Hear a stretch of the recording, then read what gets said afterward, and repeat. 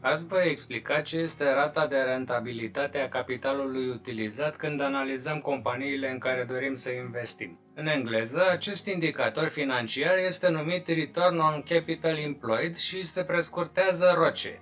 Am creat playlistul Evaluarea companiilor special pentru a înțelege fiecare termen pe care e nevoie să-l știm. În episodul de astăzi voi compara Walmart cu Amazon pentru a înțelege mai bine acest indicator. Vă salut! Sunt Cătălin Iamandi și mă ocup cu grafică și investiții. Cât timp rulează intro, vă rog să-mi lăsați un comentariu. Investiți în companii individuale?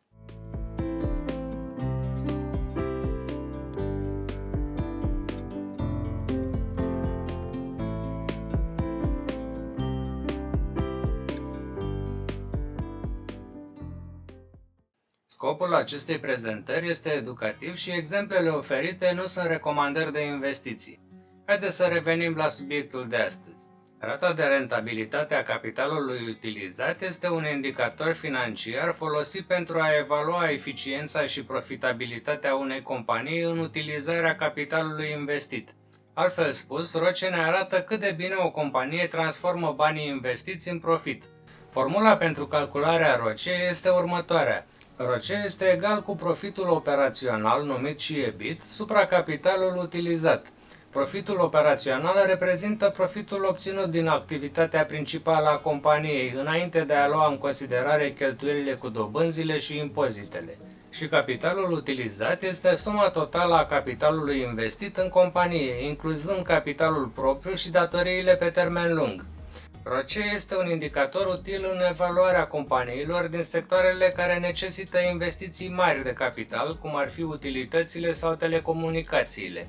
În general, obiectivul unei companii este de a obține un ROCE care să fie mai mare decât costul capitalului său. Acest lucru înseamnă că firma ar trebui să obțină un profit care să compenseze investițiile de capital și resursele angajate în afacere. Un ROCE ridicat indică faptul că o companie este capabilă să gestioneze profituri semnificative în raport cu capitalul investit. Acest lucru poate fi un semn al unei gestionări eficiente a afacerii, al unei poziții puternice pe piață sau al unor avantaje competitive. Un ROCE scăzut poate semnala un risc mai mare pentru investitori, deoarece compania nu generează suficiente profituri pentru a justifica tot capitalul investit. Investitorii caută companii cu un ROCE ridicat și stabil, deoarece acestea au mai multe șanse de a genera venituri pe termen lung.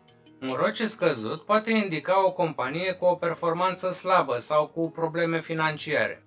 Este important să interpretăm indicatorul ROCE ținând cont de context și să nu ne bazăm doar pe acest indicator atunci când luăm decizii de investiții. Trebuie luată în considerare și industria din care face parte compania evaluată. ROCE poate varia semnificativ între diferite industrii. Contează și ciclul de viață al companiei. Companiile aflate într-o fază de creștere rapidă pot avea un ROCE mai scăzut decât companiile mature. De asemenea, și modificările în politicile contabile pot afecta calcularea ROCE. De exemplu, un ROCE de 10% înseamnă că pentru fiecare 100 de euro investiți de către creditori și acționari, compania generează un profit de 10 euro înainte de dobânzi și impozite.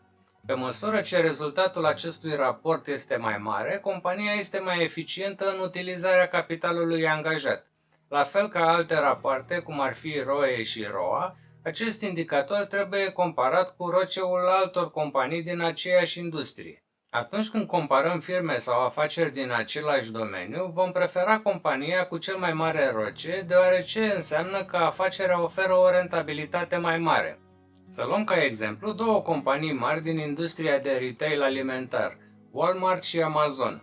Ambele companii domină piața globală și au modele de afaceri similare, dar cu abordări strategice diferite. Walmart a avut un ROCE de 17,37% pentru anul fiscal încheiat la 31 ianuarie 2024 și a crescut la 17,99% pentru perioada de 12 luni încheiată la 31 iulie 2024. Amazon a avut un ROCE de 11% pentru anul fiscal încheiat la 31 decembrie 2023 și a crescut la 14,98% pentru perioada de 12 luni încheiată la 30 iunie 2024. Putem spune în concluzie că Walmart are un ROCE mai mare comparativ cu Amazon pentru perioadele analizate, indicând o utilizare mai eficientă a capitalului său pentru a genera profituri. Amazon, deși are un ROCE în creștere, rămâne sub nivelul Walmart în ceea ce privește eficiența utilizării capitalului. Această prezentare este un rezumat concis și oferă direcții de studiu pentru cei care doresc să aprofundeze subiectul. Am onoarea de a avea peste 500 de abonați la canalul ArtType Evolution. Acest prag a deblocat posibilitatea de a vă alătura canalului meu. Vă încurajez să alegeți unul dintre abonamentele plătite dacă apreciați conținutul postat și doriți să sprijiniți această inițiativă. Numele vostru va fi evidențiat atunci când înscrieți și aveți mai multe emoji create special de mine pentru a vă putea exprima cu stil. Am înființat un grup pe Facebook unde îmi face plăcere să vă invit pentru idei și discuții. Este numit Cercul Prosperității Financiare. Aveți linkul în primul comentariu al materialului. Voi continua să postez analize și materiale educaționale în fiecare săptămână.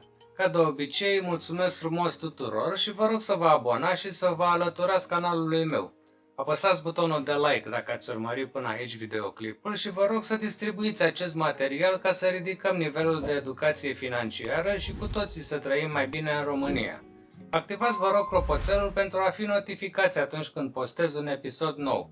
Vă încurajez să scanați acest cod QR care apare pe ecran și să vă înscrieți în baza de date pentru a primi pe mail update-uri. Las linkul în zona de comentarii. În continuare, vă invit să vedeți acest episod despre ce este raportul Price to Sales și cum putem compara companiile ținând cont de el.